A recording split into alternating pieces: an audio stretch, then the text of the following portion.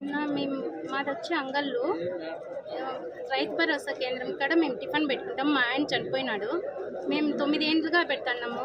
మా దగ్గరికి అయితే ఎవరు వచ్చి అట్లా గొడవ చేసింది లేదు. ఇడ్లీ రేట్ అడిగినాడు. 2 ఇడ్లీలు తినేసి 2 ఇడ్లీలు తినేసిన తర్వాత 15 రూపాయలు అన్నాము. మీరు ఎందుకు ఇంత రేటు పెట్టినారనేసి మళ్ళీ దోశ ఎంత అని అన్నాడు. 15 రూపాయలు అన్నాను. దోశ వేసిన తర్వాత దోశ వేసే పెనం మీద చేయి కడుక్కొని నన్ను వచ్చి పట్టుకొని కొట్టేసినాడు. అన్న గొంతు పట్టుకున్నాడు, చీర బట్టి లాగేసినాడు, జుట్టు పట్టుకొని కిందికి పెట్టేసి ఇప్పటి వరకు మేమైతే కంప్లైంట్ ఇచ్చినాము. మాకైతే ఏ పక్కన లేకుండా రాత్రి పిల్లలను వచ్చి కొట్టినాడు. వేరే వాళ్ళ ఇంట్లోకి కూడా పోయి వాళ్ళకు మనకు రెస్పాన్సిబుల్ లేదు.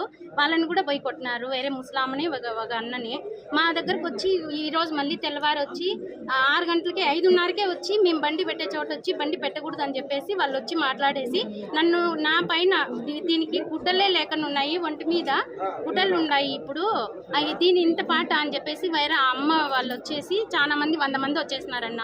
వాళ్ళు వచ్చి వచ్చి ఎవరో వెంకట సుబ్బన్న వాళ్ళ కొడుకంట, వాళ్ళ ముఖం కూడా మేము ఎప్పుడు చూడలేదన్న. రేట్ అడిగి కొట్టినాడు ఆయన. ఆడవాళ్ళని కొట్టినాడు. వాళ్ళకి ఇష్టం ఉంటే తినాలా, లేదంటే వెళ్ళిపోవాలి కదన్నా. నాకు నచ్చలేదనేసి వాళ్ళ డబ్బులు కూడా లేదని చెప్పచ్చు కదా. కొట్టడం ఎందుకు? చూడండి అన్న ఎట్లా తగిలిందో, నాకే పగిలిపోయింది లోపలంతా. ఇది పళ్ళు కూడా ఊగుతాంది. లేదు ఇప్పుడు తెల్లవారింటి కూడా వాళ్ళు రాజకీయం కింద పెట్టుకొని ఇప్పుడు 100 మంది అంటే వచ్చినారన్న. తిరుగుతా ఉండారు. మా అబ్బాయి మీద కూడా దాడి చేయాలనేసి వచ్చినారు.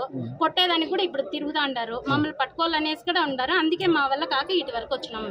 ఏ రాజకీయ నాయకులు అంటారు? వాళ్ళు ఎవరో ఇది జనసేన వాళ్ళంట అన్న.